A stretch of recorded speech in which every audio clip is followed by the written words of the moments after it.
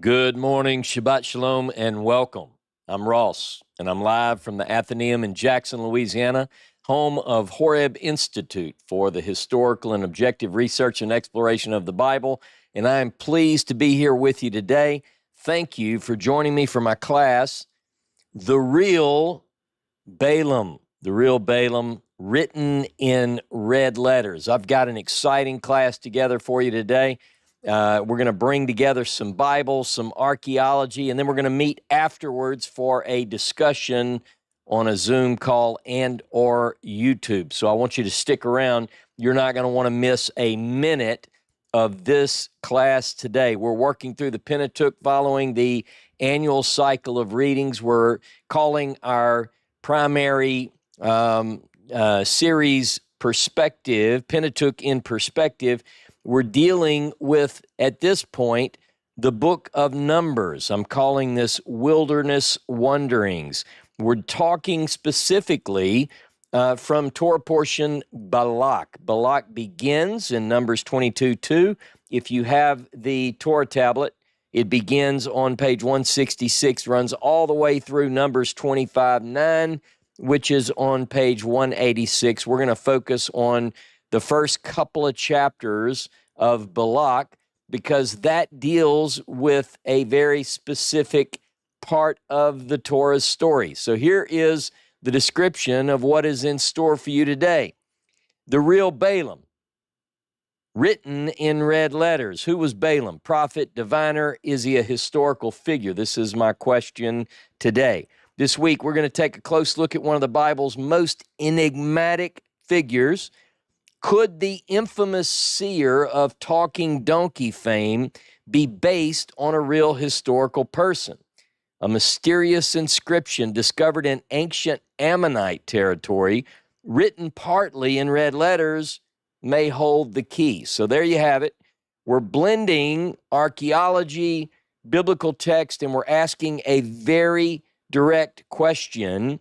Is the story reliable? Is there something about this story that scholars and skeptics can come together and talk about? We're going to get into that about now. So we're going to consider the text from 2 points mainly, and I do this quite often: the Bible, the biblical text, and archaeology in our quest to find evidence of a historical figure by the name of Balaam. We're going to begin in the Bible. You notice how I changed the name subtly from my southern Balaam, which is the way I learned to pronounce it growing up, to Balaam. Balaam is actually the seer of talking donkey fame's name according to Semitic language, Balaam.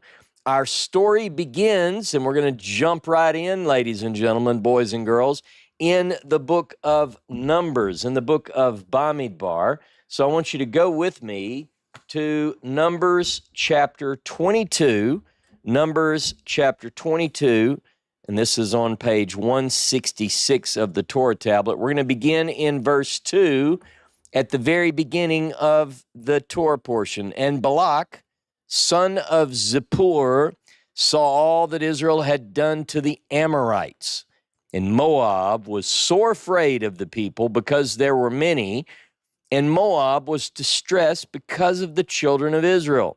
And Moab said unto the elders of Midian, now will this multitude lick up all that is round about us, as the ox licketh up the grass of the field. And Balak the son of Zippor was king of Moab at that time.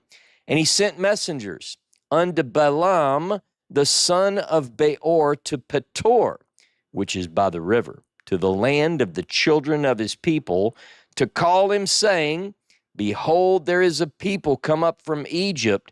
Behold, they cover the face of the earth, and they abide over against me. Come now, therefore, I pray thee, curse me this people, for they are too mighty for me. Peradventure I shall prevail, that we may smite them, and that I may drive them out of the land. For I know that he whom thou blessed is blessed, and he whom thou cursest is cursed. There is the core of the story. It introduces us to quite a bit of fact.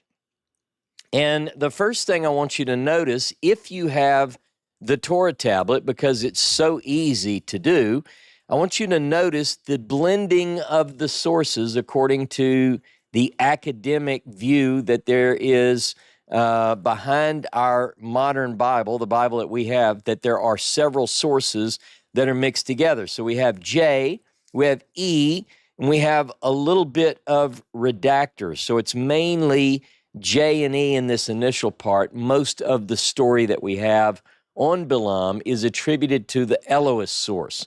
We'll talk more about that as we need to, but not in today's class. I want you to note also that this section, beginning in chapter 22, is sectioned off. It begins a two-chapter book within the book. Interestingly enough, in Baba Batra, in the Talmud, the rabbis claim that this is one of the things that Moses wrote. And some of you might say, well, of course he wrote this because it's part of the Pentateuch. Well, what the rabbis say in Baba Batra 14 and 15, there's a section in the Talmud which deals with who wrote what, according to the biblical text. And it says that Moses wrote his book. What is his book? I've been talking about it for 4 or 5 years now. And the story, the book, the scroll of Balaam. So I find that to be an interesting point, and we're going to talk a little bit about it. Now, one other thing that I want to point out, just so you have it in your notes, in verse 3 of 22, where it says, "And Moab was sore afraid of the people because they were many," this brings us all the way back to the book of Exodus. Put in your notes, Exodus 15, verse 15. There, in an anachronistic comment written out of time, the song at the sea, the children of Israel are singing and so forth. Remember Miriam with the tambourine, the Pentecostal thing? And what it says there in Exodus 15:15 is that the people feared, and obviously they're not even to HOREB or Sinai yet. Be that as it may. Now we're in the wilderness. We are in the region east of the Jordan, and we meet a figure by the name of Balaam, the son of Beor. Now we get a little bit of I guess you could say biographical information. We're going to be able to dig into this and ask some pretty pointed questions of the text, not only in the Pentateuch, but in the rest of the Tanakh. And we're going to be able to drill down and try to determine exactly who he was, what he did, what's he famous for, then and now, and so forth. So we find out that he is, Balaam, son of Beor, is from, it says, from Peor. Petor, P-E-T-H-O-R in English, Petor, which is, we find out, by a river, which happens to be associated with a phrase, the land of the children of his people, whatever that means. We're going to dig into that because I want to know, where is Balaam from? Who is this mysterious prophet who is not Israelite? He clearly hears from God, and we're going to look at this pretty deeply. We know that this person, Balaam, son of Beor, who's from somewhere, Petor, by the river, land of the children of his people, we know that he possesses power, some sort of power to connect with the divine. And it allows him or enables him, this connection with God, he's known for the ability to bless and curse. It says in verse 6, "He whom thou blessest," ASV, "is blessed, and he whom thou cursest is cursed." The Balaam of talking donkey fame, in the episode when Jonah and I did this just this week, Ezra referred to Balaam as a prophet for profit. I kind of like that. But the question is, again, is Balaam ben Beor Is he a historical figure? Because we can get into, did a donkey really talk? Is that what we're to get from the story? Do we believe this literally? And how much of the story is factual? What sort of genre are we dealing with when we read the story of Balaam? Is it to be taken literally? Here's what we know from the Bible, okay? The story of Balaam is found in all sections of the Tanakh, in the Torah, in the Nevi'im, and then the Ketuvim, in the law, in the Torah, in the prophets, and in the writings. Now, I'll just put these texts here in the chat. I'm not going to put them on the screen. I'm not going to read them. But he's found not only here in Numbers, but in Deuteronomy 23. He's found in Joshua chapters 13, Joshua chapter 24. His story is mentioned in Micah chapter 6, verse 5. It's mentioned also in Nehemiah chapter 13 and verse 2. Now, we're going to dig into some of these, but not all in the class. The next thing I want you to do is go with me to the book of Deuteronomy chapter 23, beginning in verse 3. It's on page 140 of your Deuteronomy tablet. Okay. And by the way, if you have the tablet, you'll notice that there are different verse numbers for English and Hebrew, and the Torah tablet has this. So if I want you to look at 23 verses 3 through 6 in the English, but in the Hebrew it begins in verse 4. Here we go. An Ammonite or a Moabite, don't tell Ruth. An Ammonite or a Moabite shall not enter into the assembly of Jehovah, even to the 10th generation, shall none belonging to them enter into the assembly of Jehovah forever. Now, I know people say, yeah, but she married an Israelite and therefore, well, no. Here we go. Next verse. Because this is why an Ammonite or a Moabite shall not enter into the assembly of Jehovah, even to the 10th generation. Because they met you, Israel, not with bread and with water in the way when ye came forth out of Egypt, and because, get this, they hired against thee Balaam, the son of Beor, from Petor of Mesopotamia, to curse thee. Nevertheless, Jehovah thy God would not hearken unto Balaam, but Jehovah thy God turned the curse into a blessing unto thee, because Jehovah thy God loved thee. You shall not seek their peace, nor their prosperity, all thy days forever. Forever. All right. So here we go. This is Deuteronomy's version in the law code. Never, not up to the 10th generation, Ammonite or Moabite. And it says very specifically, because when you came out of Egypt, they didn't give you food. They didn't give you water. And by the way, that is contrasted. If you want to see a different story, read in Deuteronomy 2 in your own time, especially verses 19, verse 29, and verse 37, which tells us that Israel detoured around Ammon, and Moab did share food and water. So here it says that they're punished, and they can never be part because they didn't share their water, but Deuteronomy 2 says, in fact, they did. That's another story. We're not really focused on that. We're just focused on the idea. We're going to zero in on this figure of Balaam. So one of the things that I want to do is I've got two texts which give me a little bit of biographical information about Balaam, the son of Beor. And if we look at them side by side, Numbers 22:5 and Deuteronomy 23:4 in a table, here's what we see, okay? In Numbers 22:5, which you can find the full verse on page 166, it gives us the following. Balaam, son of Beor. He is from Petor by the river. Ha-Nahar, by the river. And it specifically says it mentions the land of the children of his people. All right, the land of the children of his people. Now, if you contrast that or you compare it with the section that we get in Deuteronomy 23, verse 4, which is on page 140 of the Torah tablet, it agrees. We have Balaam, who is the son of Beor. It says he's from Petor of Mesopotamia. Mesopotamia. Now, can we reconcile these, or can we understand why they tell slightly different details, different facts? We see this all the time in the biblical accounts.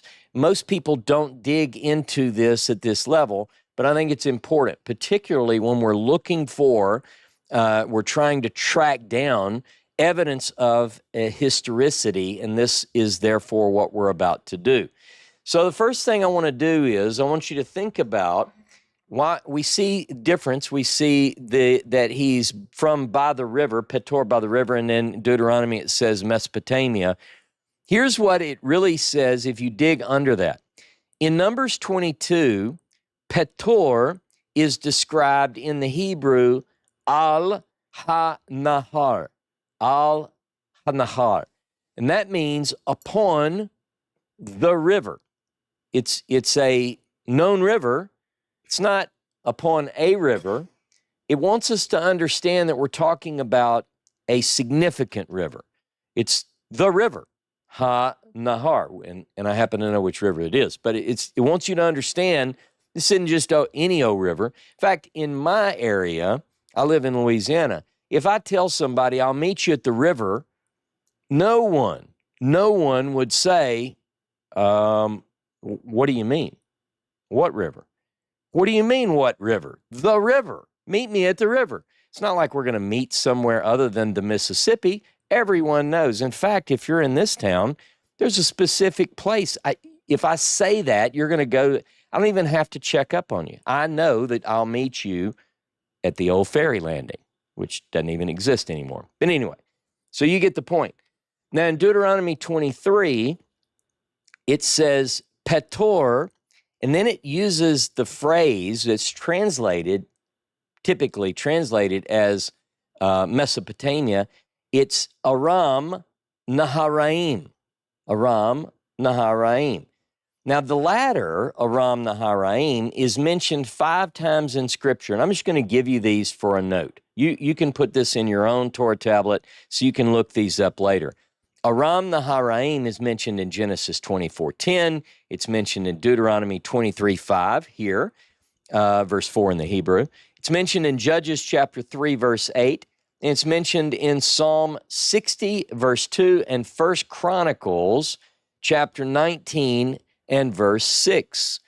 Aram Naharaim is generally translated Mesopotamia. Now, this is a Greek rendering, so let's talk a little bit about this now. Mesopotamia is from the Greek, and it is basically a merging of 2 words, mesos, which means the middle of, and potamos, or potamos, it means rivers. So Mesopotamia means in the middle of 2 rivers. This is talking about a geographical place. It's not quite as specific as my reference earlier to the river, because if you look at a map, you're talking about specifically 2 rivers, the Tigris and the Euphrates, but there is a large swath of land that can be referred to when you say the land between the 2 rivers, the Tigris and the Euphrates. Now, there have been, I believe, and I've put forward in various teachings previously and even to this day, that people often will make certain guesses as to where someone's from because Mesopotamia is a big place. And they'll, for instance, put in a certain place because it's in this swath between 2 rivers, right? But also people, I believe, have made a mistake on the location from which Balaam is from. You say, but between the two rivers, well, you got to give me more. Like if you tell me, hey, go meet me, Balaam, go meet me at the land between two rivers, he's going to be like, well, you want to narrow that down a little bit? Okay. Now, look at a map in your own time and just follow from one end to the other as far as you can on a map, the origin and the conclusion, whichever way you start, on Tigris and Euphrates, and you'll get an idea of the land between the two rivers. Now, again, Numbers uses the phrase ha-nahar, and Deuteronomy uses the phrase Naharaim. Now, what you'll notice in both of these is that the phrase or the word, the portion, the root is nahar. Nahar. You can spell it in English, N-A-H-A-R, nahar. Nahar, ha-nahar, means the nahar, the river in this case. And Naharaim, by the way, the aim on the end of this is not just plural. People that study a little bit of Hebrew know im is typically plural, but this is a dual reading. There's a way in Hebrew to say two, right? And often that narrows it down. So you're talking about not just the land of rivers, but this is the land between two rivers. Okay. So I'm going to posit that what we know so far is that this place that we're searching for we're talking about a place along the river between two rivers. Where is that? Okay. In my quest, and this, I even learned things this week as I studied that I hadn't seen before.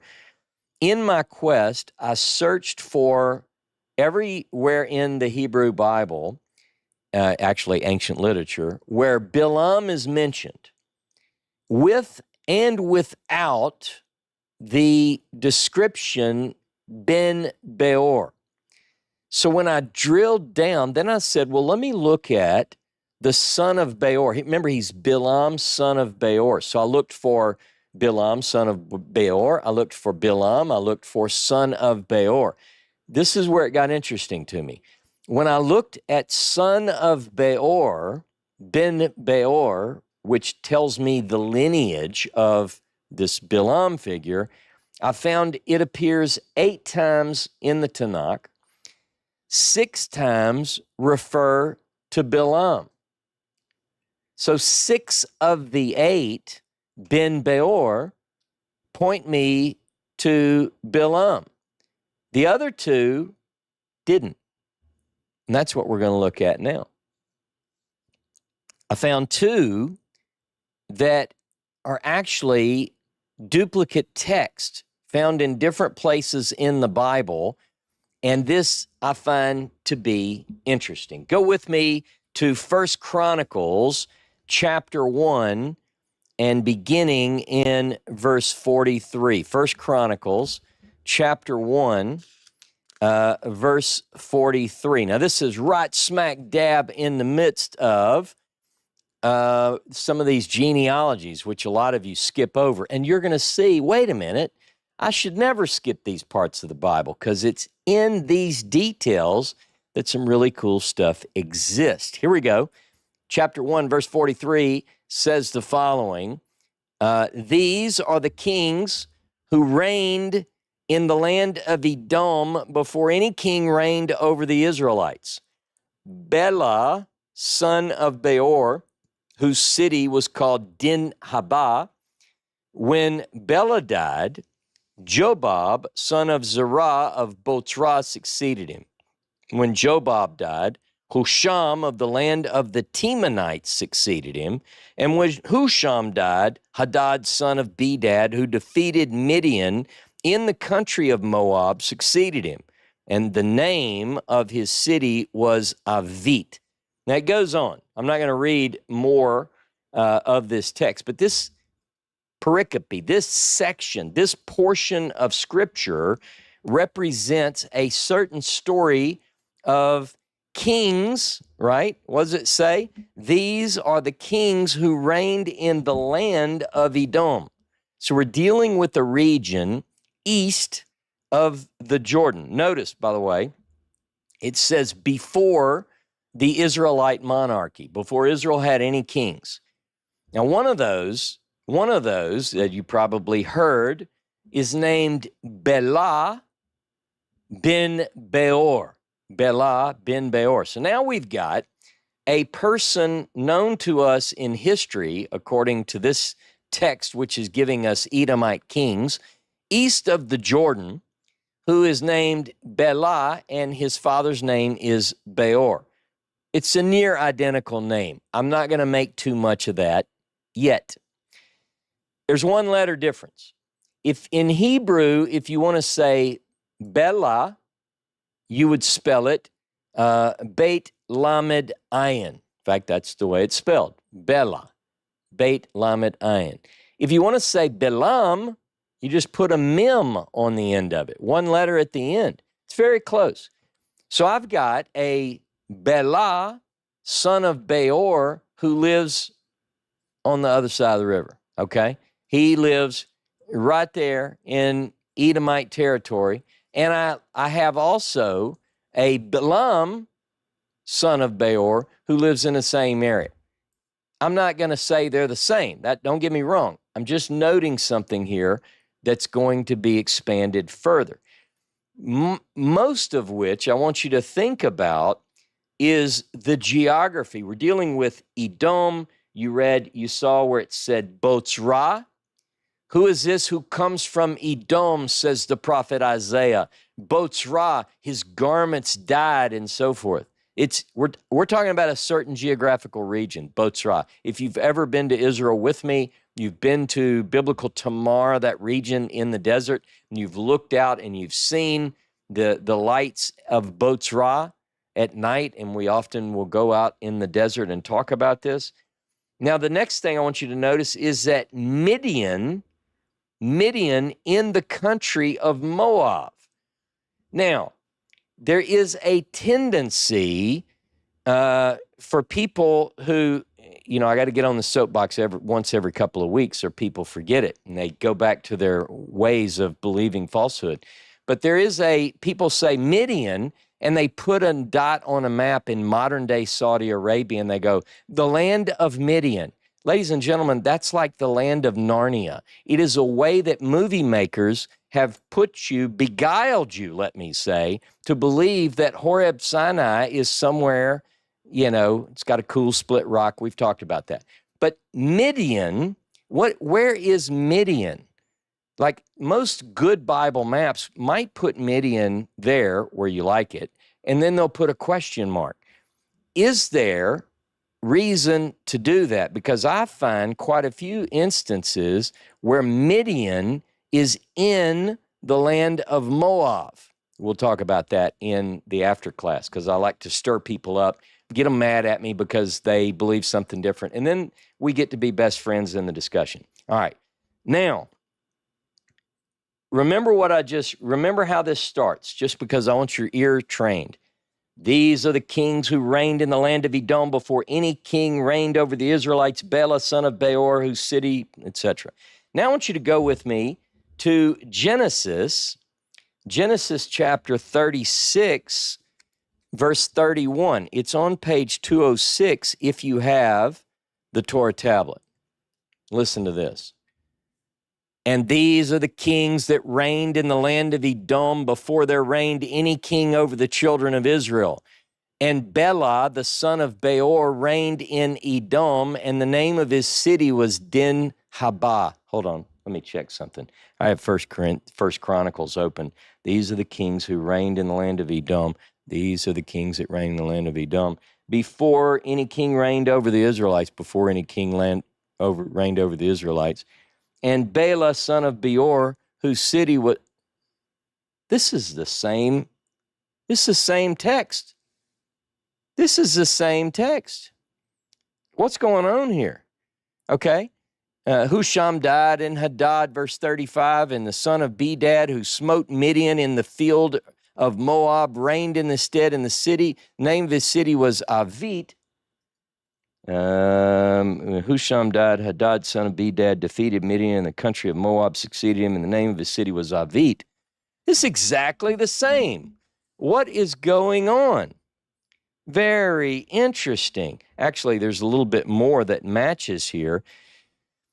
But the first thing I want to note, now, what's going on is Genesis 36, verse 31 and following, is that from the time when you would expect, or does it appear later? Well, let me give you a clue. The first thing we read, let's say we didn't know about this First Chronicles thing because a lot of people don't study Chronicles. Let's say we just read the thing in Genesis.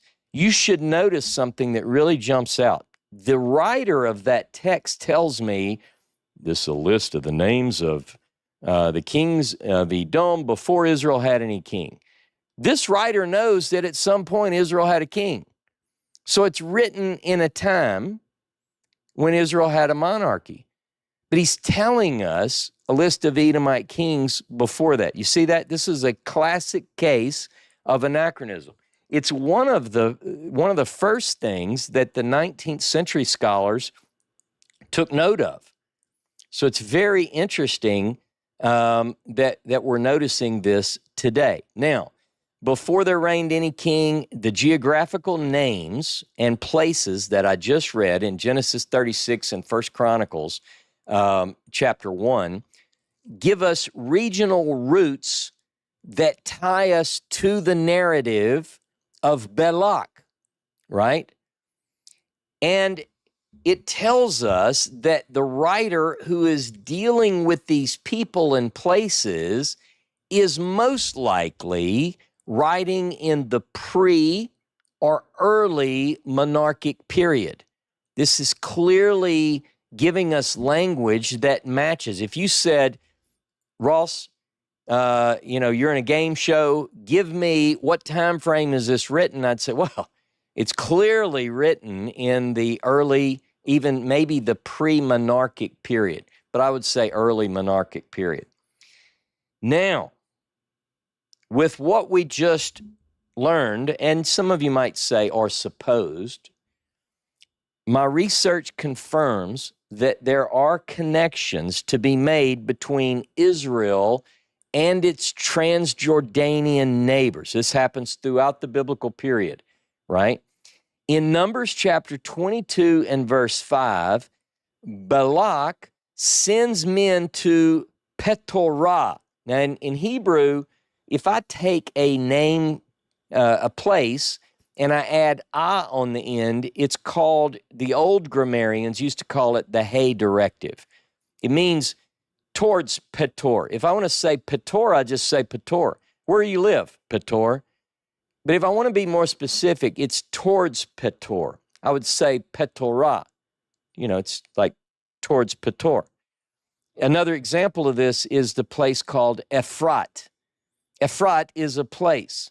But if I say Ephratah, I mean towards Ephrat. You get it? So here in Numbers 22:5, Balak sends men to Petor, towards Petor, upon the river, the land of the sons of his people. Now the goal is to fetch and bring back this guy who has the power to curse or bless. Everybody knows him. Like everybody knows that you get Balaam on the payroll. If he blesses somebody, blessed they be. If he curses somebody, cursed be they. You see, he's worth hiring if that's what you're looking for. But I got curious. I want to know this place called Petor. What do we know about it? So I did some digging. It's not much. It's a lot of scholarly supposition. Let me put it this way. There's a whole lot of guessing going on. But then I said, but maybe the name means something. Maybe by the root word Pe Tav Resh, which spells Petor, you hear the P, T, R. maybe the story has incorporated something about the figure we're looking for into the place name that he's from, right? And so I got to looking. The root word pei, tav, resh, petor means, what does it mean? It means, it has to do with interpreting dreams. So it means communicating with the divine in dreams. It's only used in the biblical narratives to describe dream interpretation from the heavens. You follow me so far? Where is Balaam from? He's from, excuse me for saying it like this, but he's from a land of dreams, right? He's from a place of dreams. He is from a place. Where are you at, Balaam? I'm in a place where I talk with God, bless God. See, he's from Petor, a land of interpretation. Now, it's only elsewhere found in the Hebrew Bible. I'm not saying, kind of, mostly. It's only found elsewhere in the story of Joseph.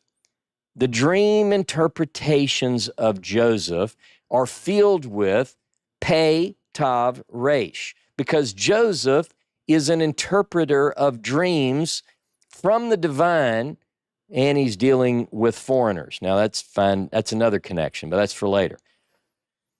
Now, there is an Aramaic sister word, get this, which is similar but different.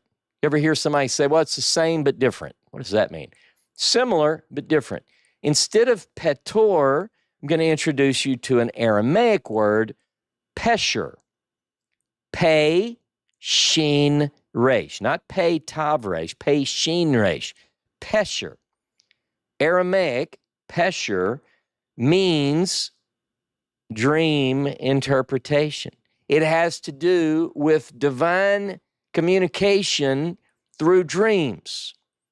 An interpretation, pesher. How many of you have studied the Dead Sea Scrolls? We know that, for instance, the Habakkuk pesher is an interpretation of Habakkuk, right? It's Aramaic.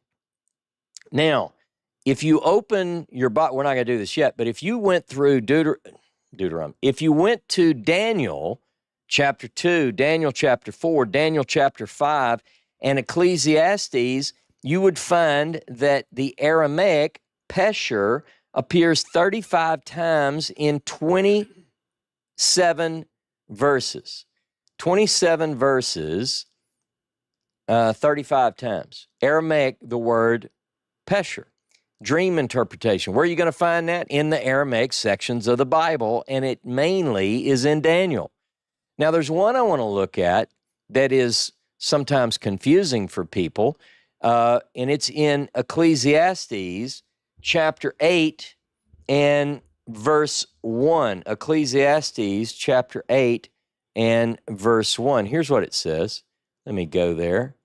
And it says, I'm almost there in the old-fashioned turn the page Bible. Who is like the wise man, and who knows the interpretation of a thing? Wisdom makes one's face shine, and the hardness of one's countenance is changed. Who knows the interpretation of a thing? Ladies and gentlemen, the Hebrew word there, it's called Hebrew, is pesher. But we don't have anywhere else a word in Hebrew, pesher.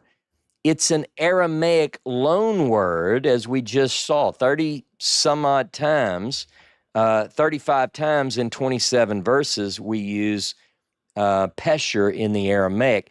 But it means the same. If you say pesher, petor, pesher, petor, it's the same. You're talking, any ancient listener would go, we're talking about interpreting dreams here, are we? Is that what we're talking about? Someone from Petor, I wonder if he has anything to do with dream interpretation. Well, it just turns out he does. Interesting you would ask that. Now, if you want to know, you want to think about more about this substitution of sheen and tav in languages and close languages and borrowings and so forth and loan words, we can talk about it later. But you ever hear anyone say Shabbat Shalom? Well, have you ever heard anybody say Gut Shabbos with an S? Shabbos? Shabbos, where you get the S from? All right, we'll talk about that later. So Ecclesiastes 8 says who knows the interpretation of a thing? Let's see if we can interpret our story. Some scholars propose Petor to be identified with a site on the Sajur, S-A-J-U-R, river in Aram, in Syria, because it has a name that's similar. That Petor, some scholars propose that this is the place that he's from. You know where they get that? Maybe it's here. There's no other reason. It's just a guess. It's a scholarly guess, or a guess by scholars. I wouldn't even call it scholarly. This is why they say this is what it's from. Now, but the question is, does that make sense in our story? You know, a lot of people will want to say, this makes sense, and I can associate this, the story makes sense. Well, let me ask you this. When the people are sent to go bring this well-known, he's known all the way down there around Moab, but he's from a place that's 400 miles away. Man, you talk about famous. 400 miles away. And you realize that in the ancient world, that would have taken about 3 months of travel time. So imagine Balak, he really wants to curse his people, and he's like, man, I tell you what, boys, go get Balaam. And they're like, go get Balaam. It's about 3 months. It's going to be 6 months before we get back. I know, I can't wait any longer. Get it, go as quickly as you can. Does that make sense that he's that far away? It doesn't. It just doesn't make sense. So maybe they're wrong on the identification of the location. Maybe there really is a place, Petor, or a place along the river, or a place between the two rivers that's closer. Okay, look again at Numbers 22:5, Numbers 22:5, which is on page 166. He sent messengers, talking about Balak, unto Balaam, the son of Beor, to Petor, which is by the river, to the land of the children of his people, to call him, saying, behold, there is a people come out from Egypt. Behold, they cover the face of the earth, and they abide over against me. So he sends them to go get. Now, do you think he sent somebody 400 miles away, a 3-month journey, one way, and then you got to get there and so forth? Petor is qualified here as by the river, right? By the river to the land of the children of his people. To the land of the children of his people. Now, the Hebrew behind this phrase in the Masoretic text says this: Eretz b'nei amo. Eretz b'nei amo, which means, Eretz means land. This isn't hard Hebrew. B'nei means children of, or literally sons of, amo, which means his people, I guess. I mean, you could translate it, his people. But here's the deal. You would think that if that is a biblical way, there is a biblical way to say the children of one's people. This isn't it. This never occurs anywhere else in the Bible. The children, B'nai Amo. Look it up. It's not there. So I'm beginning to wonder, as I've worked on my class this week, maybe there's something else. Maybe it didn't originally say from the land of the children of his people. What doesn't even make sense. So I started thinking maybe it's saying something else. So I pull out my trusty little BHS. Now, some of you, I tell people all the time, if you're studying Hebrew and you have a Hebrew Bible, and you have any, now mine's are really cool, and especially bound by Leonard's, but you can get, in fact, the link is in the description if you want to order a Biblia Hebraica Stuttgartensia. It's an academic version of the Hebrew Bible, of the Tanakh, and this is the one I use. And it is quite interesting because it not only contains the Masoretic text from the oldest known complete Hebrew Bible that we have, the Leningrad Codex, but it's got all of the academic notes from that work, and then it's got more. It's got other academic notes. So I want you to go with me, if you have this, to your BHS. I'm going to give you the page. I'm going to put you right on it. I know some of you have this. So you go to page 253 in the BHS, Biblia Hebraica Stuttgartensia, Numbers chapter 22, verse 5. And now I want you to look at the textual note, because what I did, I look at the Hebrew and I go, yep, there it is. It says, Eretz b'nei Amo. But Amo, his people, has a footnote, the letter C. So I go down and I say, I wonder let me see what C is. Let me see what C is. And I go down, and I say, okay, there we go. Oh, wow. It tells me that there are manuscripts which read differently. They don't say Amo. And I said, what do they say, Ross? Glad you asked. The Syriac, right? And I have a trusty little, because it uses symbols. So the Syriac version of the Old Testament, my handy little guide tells me, the Vulgate, and you go, well, those are late, right? They're later. But then the Samaritan Pentateuch don't say B'nai Amo. They say B'nai Ammon, the children of Ammon. Well, that changes everything. We no longer are looking for this mythical people, the sons of his children, of sons of his people, whatever that means. We don't know. We're looking for something. And guess what? The story is situated east of the Jordan. You go, well, who's over there? Ammon. Could you fetch Ammon from Moab pretty quickly? Yeah. Would it take you 400 miles of journey? No, not at all. Would it take 3 months to get there and 3 months back? No. You just go. I heard about this guy and I'm on.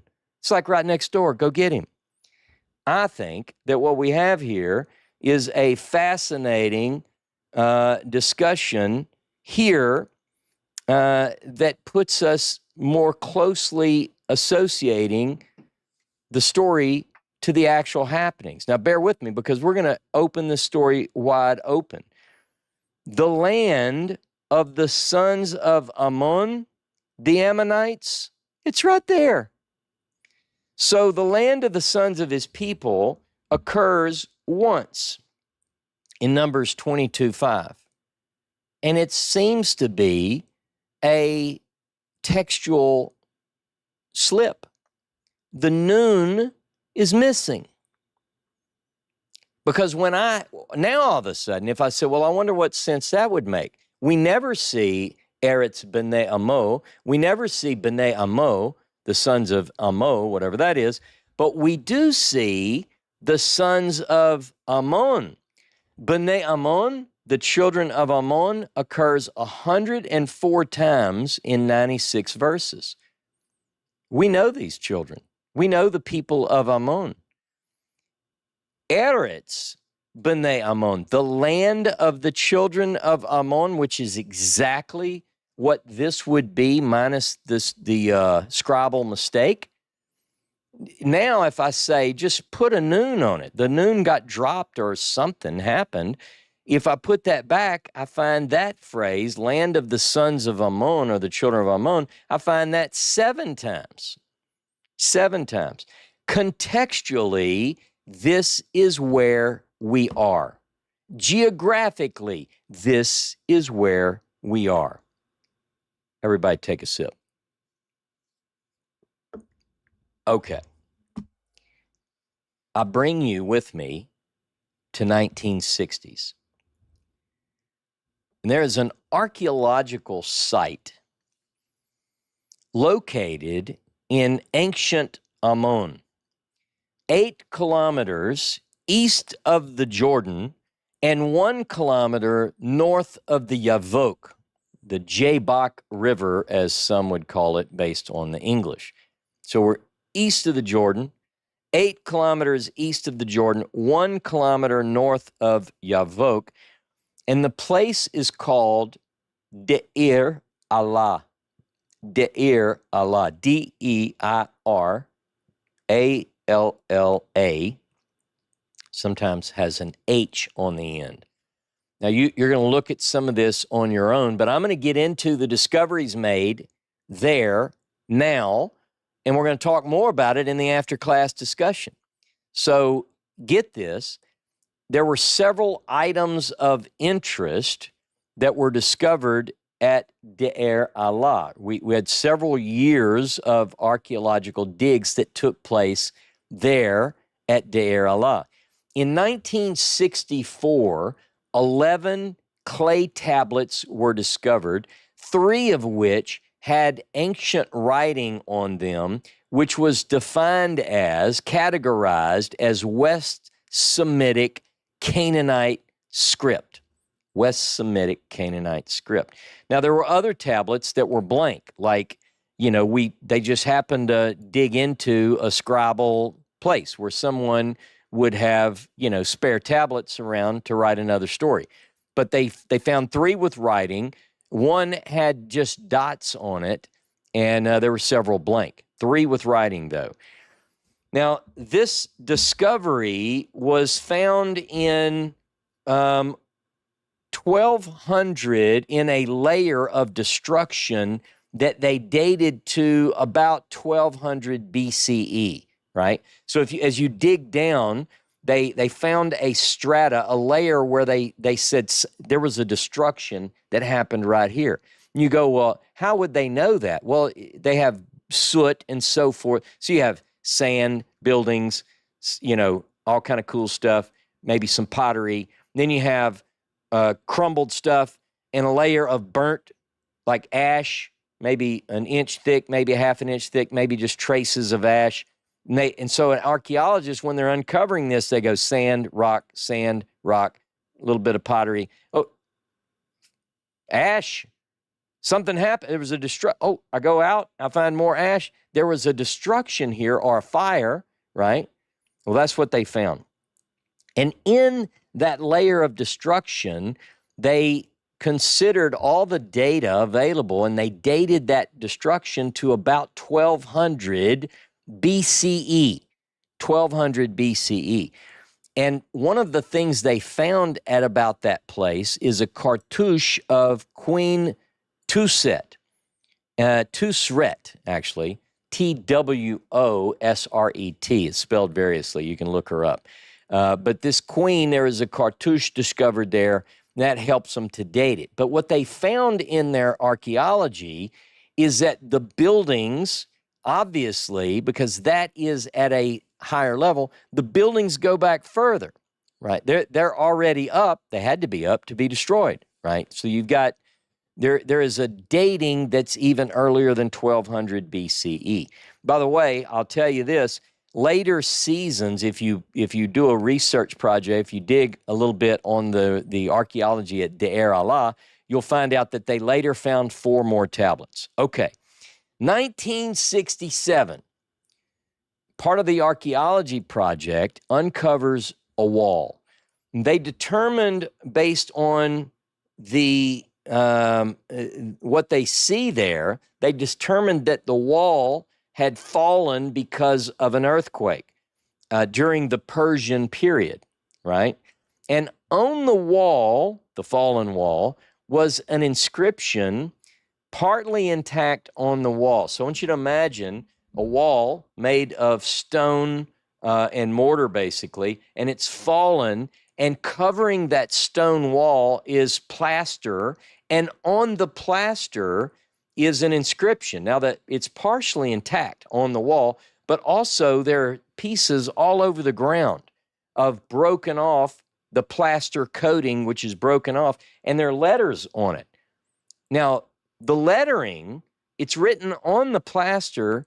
At times, parts of it is in black, part of it is in red letters. I found this to be fascinating.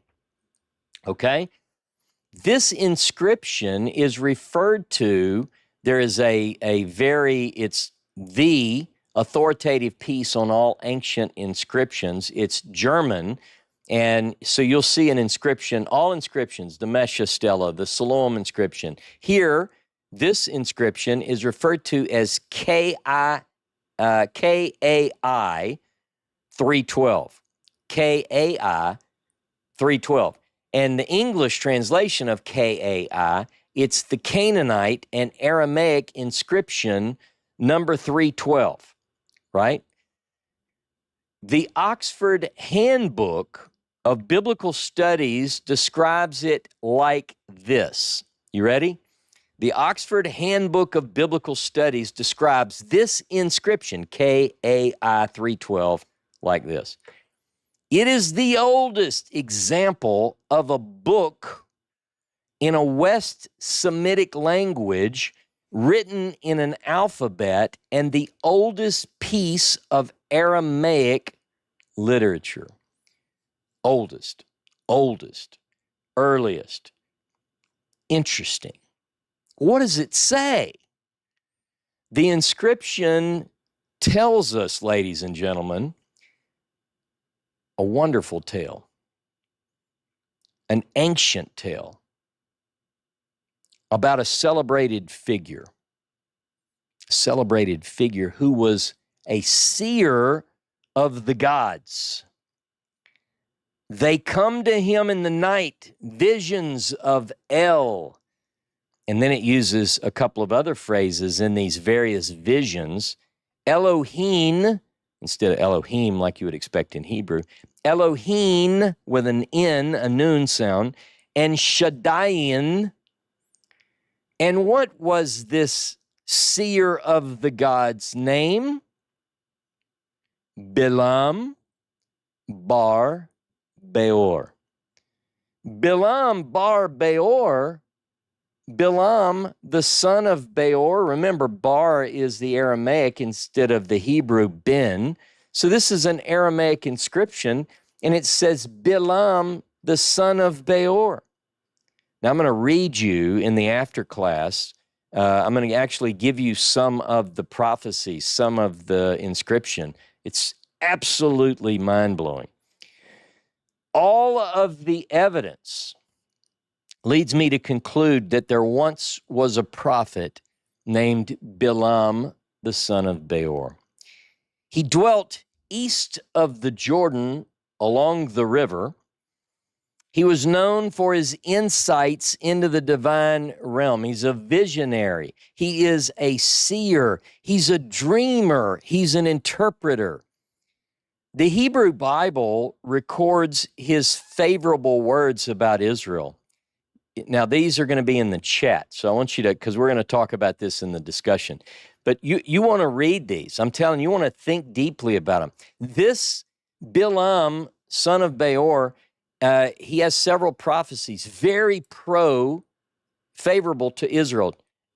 Numbers 23, verses 7 through 10, Numbers 23, verse 18 through 24, Numbers 24, verses 3 through 9, and Numbers 24, verse 15 through 24.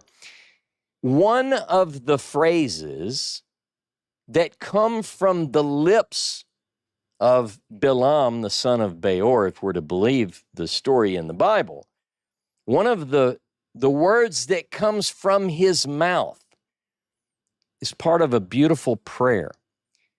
And whenever you enter a synagogue, you enter a synagogue, this prayer is supposed to be said. And you know what it says? Matovu ohaleka Yaakov mishkanoteka Yisrael. How goodly are thy tents, O Jacob. Mishkanoteka Yisrael. Your dwellings, right? How's it translated in 24? Let's look at Numbers 24, verse 5, page 180. How goodly are thy tents, O Jacob, matovu ohaleka. Your tents is ohaleka, Jacob. Your tabernacles, mishkanoteka. You hear the mishkan, mishkanoteka, Yisrael. Now, you're telling me that Jewish people around the world, when they go into a Jewish synagogue, they're quoting the words of Balaam from Petor, from the land of the children of Ammon, not the children of his people. Matovu. Now go with me, by the way. Let's talk a little bit more about this Matovu. I want you to go with me to Micah 6. Micah chapter 6. Man, I'm telling you, get ready. Micah chapter 6. Let me see if I want to use this translation. And let's begin. Let's read verse 5. Micah 6, verse 5. O my people, remember now what King Balak of Moab devised, what Balaam, son of Beor, answered him, and what happened from Shittim to Gilgal, that you may know the saving acts of the Lord. Now, I want you to see this. Hang on just a second. How good this is. Now, we're going to get to that in a moment. Let me make this point first. I'm getting excited. Micah wants us to look at a certain geographical place. He says from Shittim to Gilgal. Because if we look at what happened there, Balak had hired Balaam. And that's what this is talking about. But what is Shittim to Gilgal? Shittim is the last stop of the children of Israel east of the Jordan, right there along the river. And Gilgal is the first stop immediately to the west when they cross over. So what the writer, what Micah is saying is if you want to see, literally it says, the righteousnesses of Jehovah, or Yehovah, Yahweh, depending on how you pronounce it. I know people like to fight over this. Yod-Heh-Vav-Heh, from the time you cross from there to there, you want to see the righteousnesses of God, you got to see this story. Now, but there's more. Now I want you to look at Micah 6, verses 6 through 8. Right after this, we're talking about the righteousnesses of God. And we're in context, we're talking about the time of our story, Balak and Balaam. Listen to this. With what shall I come before the Lord and bow myself before God on high? Shall I come before him with burnt offerings, with calves a year old? Will the Lord be pleased with thousands of rams, with 10,000s of rivers of oil? Shall I give my firstborn for my transgression, the fruit of my body for the sin of my soul? He's told you, O man, what is good and what does the Lord require of you, but to do justice, to love kindness, and to walk humbly with your God. This, ladies and gentlemen, is the Bible in the little. You want to boil it down to your duty? It's a lot of words in this book. You go, well, how could I really? Give me the Bible on one foot. I know other people have tried this. Here it is. Here's your duty. He's told you, O son of man, what is good. In Hebrew, it's matov. So think about this. A pagan prophet, as he's often called, I'm not sure that designation is proper, but Balaam, son of Beor, looks out over Israel and he says, Matovu. Oh, how good, the authorized English says, how goodly are thy tents. All right? How good. Interesting. It's literally, what is good? Ma tov, what is good? And here is the answer, and it's in a text that's associated also with Balaam. There's another text I want you to look at. Go with me to Psalm 133. Psalm 133. Psalm 133 says the following: how very good and pleasant it is when kindred or brothers dwell together in unity. It's like the precious oil on the head running down upon the beard, on the beard of Aaron, running down over the collar of his robes. It's like the dew of Hermon, which falls on the mountains of Zion, for there the Lord ordained his blessing, life forevermore. Eternal life, ladies and gentlemen. We're talking about matov. Hine matov is the way the Hebrew says. Behold how good, behold what's good and pleasant when brethren dwell together. When brethren dwell together. Oh, that the world would get this message. Balaam is a fascinating historical figure. I believe we found him, evidence of his existence outside the Bible, east of the Jordan.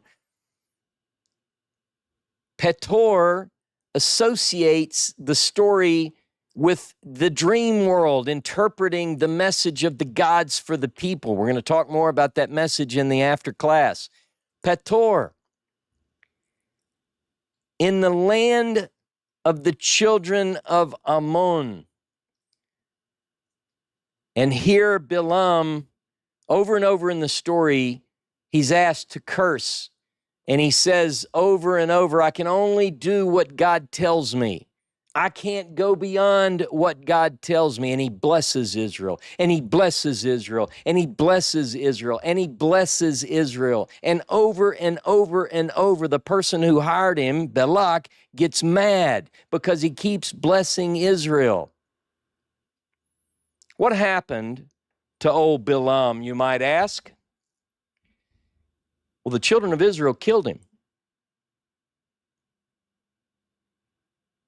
with a sword. Now, I know a lot of you are going, yeah, but it's because he wasn't. That's coming up later. They killed him. And just to make you think, that's not the only prophet that's been killed. But that's for another day, ladies and gentlemen, boys and girls. Right now, Shabbat Shalom. Have a beautiful week. Hang around. Stick with me. Meet me in the Zoom if you're part of the Yachad and you support what we do here. Thank you very much. Shout out to all the members of the Yachad, because you make it possible for us to do everything we do, for equipment upgrades, you name it. It's all thanks to you, so that everyone benefits. If you're not yet part of the Yachad, you can still participate. We're going to do 30, 45 minutes with all of you. That will be on YouTube. If you don't currently have the link, look in the description. And by the way, look in the description for all the links. There's links to everything we talk about. Shabbat Shalom. Don't go away. I'll see you in a few minutes.